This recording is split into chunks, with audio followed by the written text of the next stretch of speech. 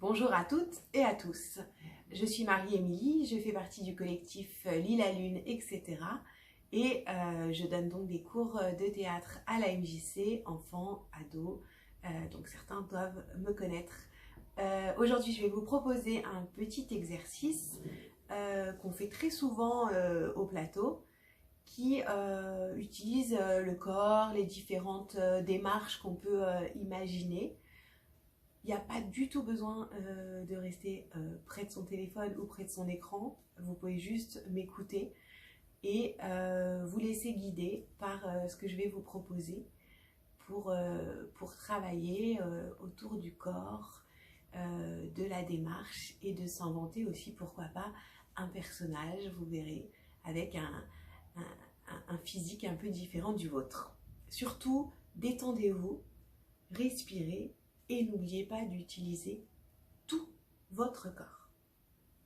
Pour commencer, on va s'imaginer qu'on revient au tout début, à la naissance.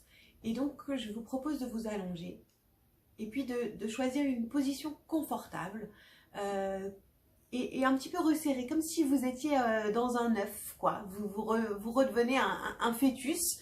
Et donc, progressivement, de cette position allongée, hop, vous vous refermez le plus possible, vous vous resserrez comme si vous vouliez tenir dans une toute petite coquille d'œuf. Voilà.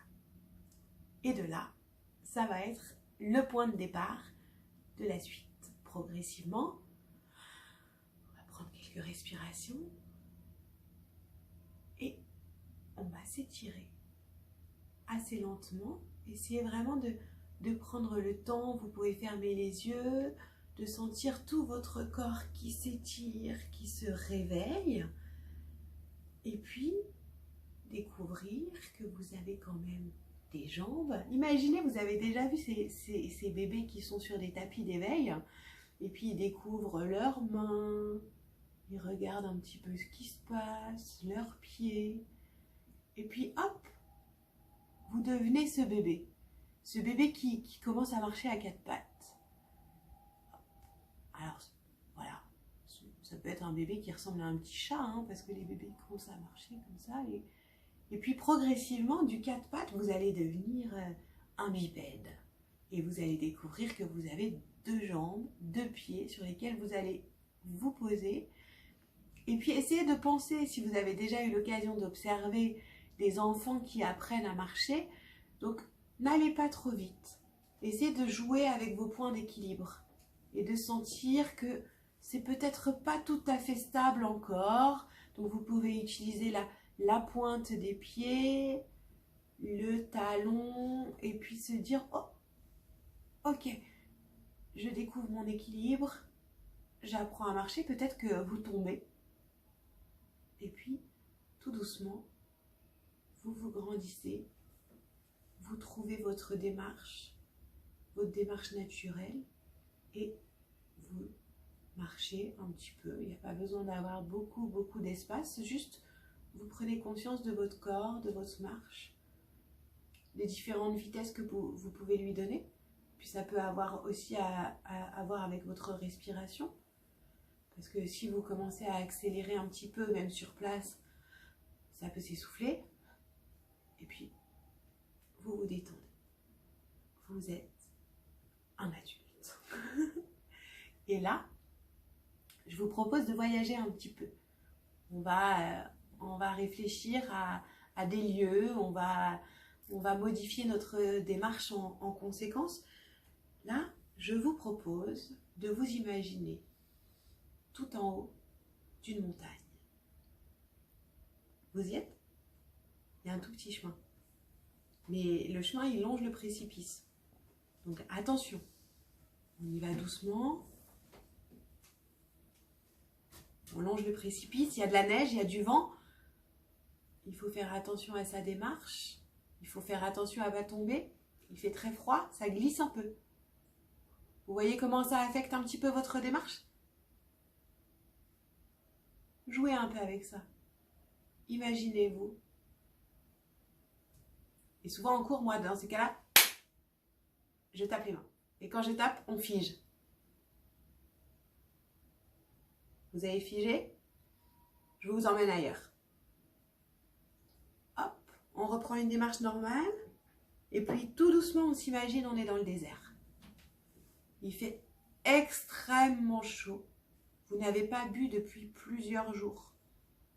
Est-ce que vous sentez? Théoriquement, dans le corps, ça change quelque chose. Ça donne peut-être une certaine lourdeur. Peut-être que vos épaules se sont naturellement courbées.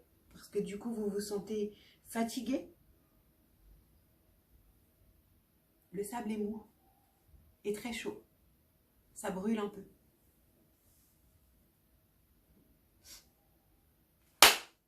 On fige. Et là, je vous propose un dernier voyage dans une vieille maison. Elle fait un petit peu peur. Vous avez envie de vous échapper. Le parquet craque, ça grince. Il faut faire attention parce que vous ne voulez pas réveiller... réveiller peut-être le monstre qu'on verra dans une autre vidéo. En tout cas, voilà. Vous voulez vous échapper de cette maison le plus discrètement possible, sans vous faire repérer. Comment ça fait? Comment vous marchez? Comment vous utilisez votre corps? Est-ce qu'on revient sur la pointe des pieds? Est-ce que le rythme a changé? Est-ce que du coup vous allez plus vite? Je vous laisse prendre un peu votre temps.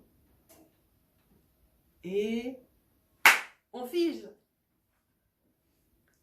Et là, je vous propose de revenir à votre démarche normale.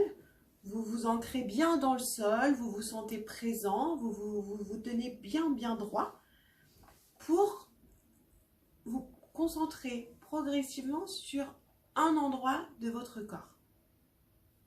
Un endroit de votre choix. Vous pouvez partir en fermant les yeux et puis vraiment vous concentrer. Ça peut être la cheville, ça peut être le coude, le poignet, quelque chose plus dans l'épaule, quelque chose qui brûle dans le ventre. Est-ce que c'est douloureux ou pas? Prenez votre temps pour choisir de porter toute votre attention uniquement sur cette partie du corps, celle que vous avez choisie. Et une fois que vraiment vous avez toute votre attention sur cette partie du corps, tranquillement, vous décidez de comment ça vous affecte. Je ne sais pas si vous avez choisi le genou, peut-être que ça dérange un petit peu la démarche, ça fait boiter. Peut-être que si vous avez choisi de vous concentrer sur le ventre, ça vous fait un petit peu vous plier en deux. Comment ça change votre démarche? Est-ce que c'est agréable, désagréable? Du coup, est-ce que ça crispe aussi votre visage par la même occasion? Ça, c'est un travail, la démarche et le corps qui peut vraiment servir ensuite pour la création de personnages, pour vraiment rentrer dans la peau de quelqu'un d'autre, pour vous imaginer, modifier un petit peu qui vous êtes. C'est un travail que les acteurs qui ont travaillé, par exemple, sur une pièce que je vous conseille, qui peut être une lecture, un classique, Richard III de Shakespeare.